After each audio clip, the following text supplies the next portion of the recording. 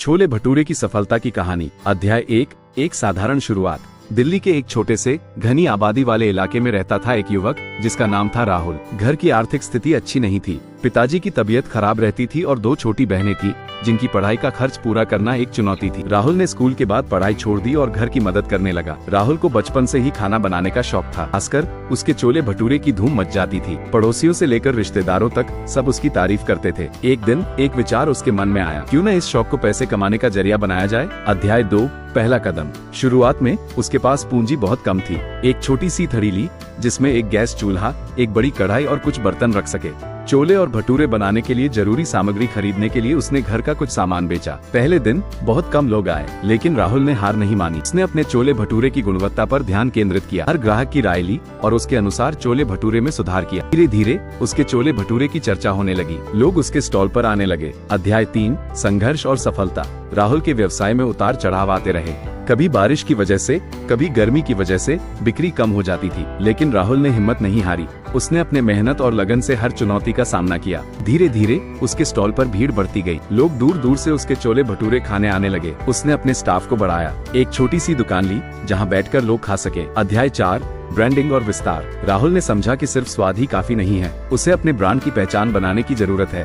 उसने अपने स्टॉल को एक खास थीम दी, नाम रखा राहुल के स्वादिष्ट छोले भटूरे। उसने अपने स्टॉल की साफ सफाई पर विशेष ध्यान दिया। धीरे धीरे उसकी दुकान एक ब्रांड बन गई, लोग उसके नाम से ही छोले भटूरे मांगने लगे। उसने अपनी दुकान का विस्तार किया, कई और जगहों पर उसकी फ्रेंचाइजी खोली गई। अध्याय 5। एक सफल उद्यमी। आज राहुल एक सफल उद्यमी है। उसकी कंपनी का सालाना टर्नओवर करोड़ों में है। उसने अपने परिवार की आर्थिक स्थिति को पूरी तरह से बदल दिया है, लेकिन सफलता के इस शिखर पर पहुंचकर भी वह अपनी जड़ों को नहीं भूला है। वह अभी भी उसी साधारण व्यक्ति की तरह है। अध्याय 6। नई चुनौतियां और विस्तार। सफलता के इस शिखर पर पहुंचकर भी राहुल की यात्रा रुकी नहीं। उसे पता था कि बाजार में बने रहने के लिए लगातार नयापन लाना जरूरी है। उसने अपने मेन्यू में नए व्यंजन शामिल करने शुरू किए। छोले के अलग अलग स्वाद, जैसे कि पंजाबी छोले, दिल्ली स्टाइल छोले और तंदूरी छोले ने उसके ग्राहकों को और अधिक विकल्प दिए। इसके साथ ही उसने अपने ब्रांड को और मजबूत करने पर ध्यान दिया।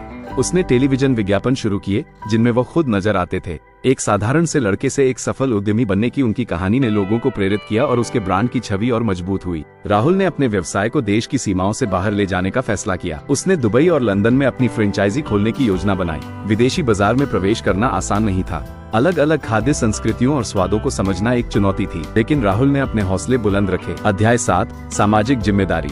सफलता के साथ साथ राहुल ने अपनी सामाजिक जिम्मेदारी को भी समझा। उसने अपने पैसों का एक बड़ा हिस्सा शिक्षा और स्वास्थ्य के क्षेत्र में दान किया। उसने अपने पैतृक गांव में एक स्कूल बनवाया जहां बच्चों को मुफ्त शिक्षा दी जाती थी। इसके अलावा उसने कई अस्पतालों को भी मदद की। अध्याय 8। भविष्य की योजनाएं।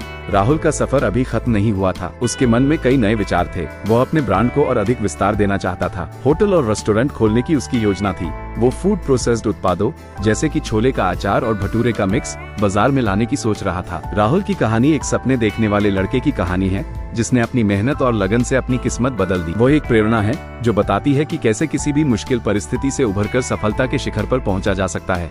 अध्याय 9। एक नई शुरुआत। सफलता के इस चरम पर पहुंचकर राहुल को एक नए तरह की चुनौती का सामना करना पड़ा। उसके व्यवसाय का तेजी से बढ़ना उसके लिए एक मीठी समस्या बन गया था।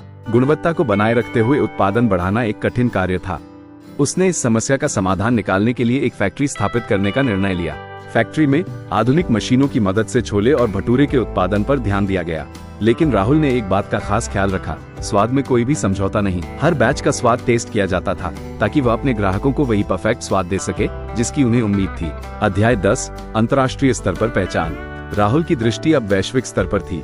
उसने अपने उत्पादों को विदेशों में निर्यात करना शुरू किया। भारतीय व्यंजनों की बढ़ती लोकप्रियता ने उसके लिए रास्ता आसान बनाया। न्यूयॉर्क, लंदन और सिडनी जैसे शहरों में राहुल के छोले भटूरे की धूम मच गई। उसने अपने ब्रांड को अंतर्राष्ट्रीय स्तर पर बढ़ावा देने के लिए कई मार्केटिंग रणनीतियां अपनाई। सोशल मीडिया, फूड ब्लॉगर्स और सेलिब्रिटी एंडोर्समेंट का भरपूर उपयोग किया गया।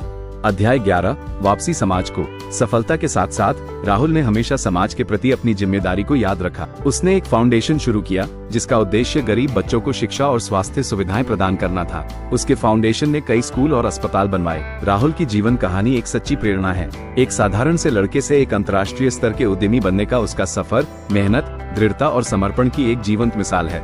अंततः राहुल की कहानी एक साधारण से इंसान की असाधारण यात्रा की कहानी है। यह एक सपने देखने वाले लड़के की कहानी है जिसने हौसले और लगन के बल पर अपने सपनों को साकार किया। उसकी सफलता न सिर्फ उसे बल्कि उसके परिवार, समाज और देश को गौरवान्वित करती है। राहुल की कहानी एक प्रेरणा है जो बताती है कि कैसे किसी भी मुश्किल परिस्थिति से उभरकर सफलता के शिखर पर पहुंचा जा सकता है। ये कहानी हमें याद दिलाती है कि सफलता के लिए जरूरी नहीं है कि आपके पास बड़ी शुरुआत हो, बल्कि जरूरी है कि आपके पास बड़ा दृष्टिकोण हो। राहुल की तरह हम सभी अपने जीवन में चुनौतियों का सामना करते हैं, लेकिन ये हम पर निर्भर करता है कि हम इन चुनौतियों को अवसरों में कैसे बदलते हैं। राहुल की कहानी सिर्फ एक शुरुआत है, एक प्रेरणा है जो हमें अपने सपनों को पूरा करने के लिए आगे बढ़ने की प्रेरणा देती है। कहानी समाप्त।